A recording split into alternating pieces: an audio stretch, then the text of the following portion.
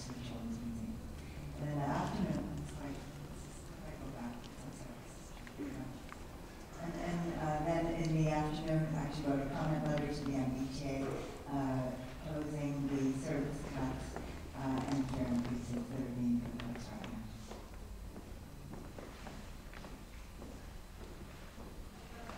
A couple of years ago, we had a meeting with Pat Bendis and Melinda Markle from the Bar Foundation to talk about how one could actually use art to stimulate interest on climate action. And one of the programs that we looked at was actually what was happening in New York, an effort by Guy Nordison, who was a professor at Princeton, to really use art to make people more aware of what was happening. The book that is cited here is one that is from his work at the Museum of Modern Art, which talked about ways to involve the public on looking at soft infrastructure. And here, as you can see in the visual, there are 6 alternatives that were developed through a community process with MoMA that looked at how you could use soft infrastructure rather than seawalls and barriers to deal with rising sea level. So this is a photograph, you can see, of subway cars being used as a reef. And in the background, next to the Statue of Liberty, is renewable energy wind turbines. Of course, we know they don't exist yet, but this is a vision of what might occur in the future. And then again, the use of soft infrastructure. So imagine if Manhattan, for example, was ringed not by a hard seawall, but actually by green instead. And here also, another waterline project is the use of biofuels and recyclable materials to really talk about how we can reuse materials in New York City. And the reason we use New York as an example is that while we are not New York City, the opportunity to think outside the limits of what we normally do. Here in this photograph, for example, you see the buildings actually built higher, elevated, and then the walkways and then the greenery as well. And of course, even creating some of the ecosystems, as this is another example from that museum exhibit as well. So really thinking about how you can use soft infrastructure to deal with rising sea level. We've been concerned about what's happening in New Orleans, and also the fact that you hear about all these shovel-ready projects. All they talk about is using the hardscape to deal with rising sea level. So we came up with a variety of visual images, and what you're seeing play out now is what I call almost stick figure drawings to explain to community groups that we work with in Dorchester and East Boston, as well as student groups, about what sea level rise, storm surge, and what we call wicked high tide is. And what we found actually was not only are these drawings useful for groups like that, but we actually found with business people as well. They could feel comfortable learning about the topic and be able to ask, quote, dumb questions at a Chamber of Commerce meeting using those drawings. Because we say, oh, we use these drawings for the educational group. So then they can say, oh, what do you mean by storm surge and such? So actually, to be able to translate the technical scientific information to not only school groups, but business people and property owners was key to us. And this, of course, is a familiar picture for many of us. In fact, as we get ready for the storm that's going to happen in the next 2 days, we're going to see more and more photos like this.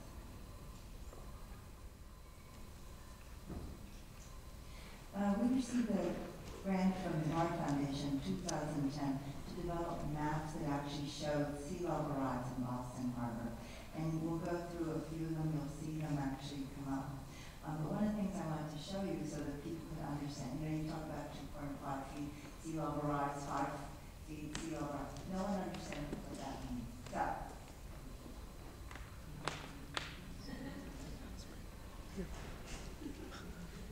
this is what it means. At 2 feet, you get out of your boot. At 4 feet, you get out of the waders. At 6 feet, you get out of the boat. And all the way at 8 feet, you just get out. This is very key to us when we explain to different groups about sea level rise. Very visual. It was $39 to get this at home.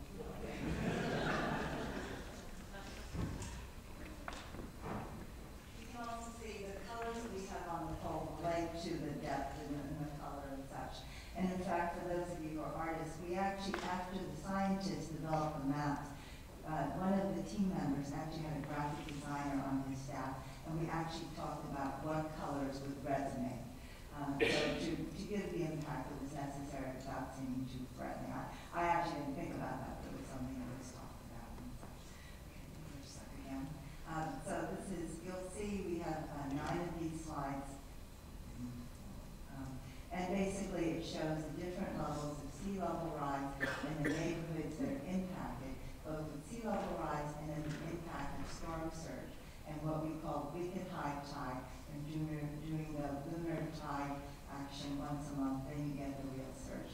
And you'll see that many more areas are affected by sea level rise during storm surge. And in fact, parts of our city in the Great Boston area that are not waterfront actually become waterfront because the water goes over the Charles River Dam. So Back Bay, Beacon Hill, places like that that are not on the water actually are impacted by sea level rise. And when I actually show these maps to business people who live in those parts of town, they're mortified. But it really reinforces for everyone, whether you're living on the water or away from the water, the impacts of sea level rise, particularly during storm surges and also, as we call it, wicked high tide. This is, and then the last media that we use, besides the stick figures and the maps, are the visual photographs. And we go to the archives of NOAA, AP, as you can see. These are very graphic, and they reinforce to people what we're talking about. So these are national photos, and then these are the local photos. And what you can see, and many of us can recall instances like this, when we talk about sea level rise, this is what we're talking about. And in the next 2 days, we potentially could have photos like this. The last photo that we're going to see is really reinforces what we do when we work with youth groups and such. We started about 15 years ago to bring young people out to Deer Island, where the sewage treatment plant is, to talk about water quality, to build the next generation of stewards for the environment. About 5 or 6 years ago, though, we found that Deer Island is a wonderful site also to talk about climate action, specifically about mitigation and adaptation. So you can see the 2 wind turbines. And of course, wind turbines are the future, one of the future options for renewable energy and the reduction in greenhouse gas emissions. So the kids can actually get very close to these 190-foot high wind turbines, and they can actually see them in operation. And there's been a 3rd one added that's a different design that actually just came online last year. And so when we're out with the students, they can get very close. They can hear that there's actually no noise from the wind turbine and actually see them in operation. To the left of the wind turbines, you see the egg-shaped digesters. That's actually the sewage treatment plant for our region with 43 communities.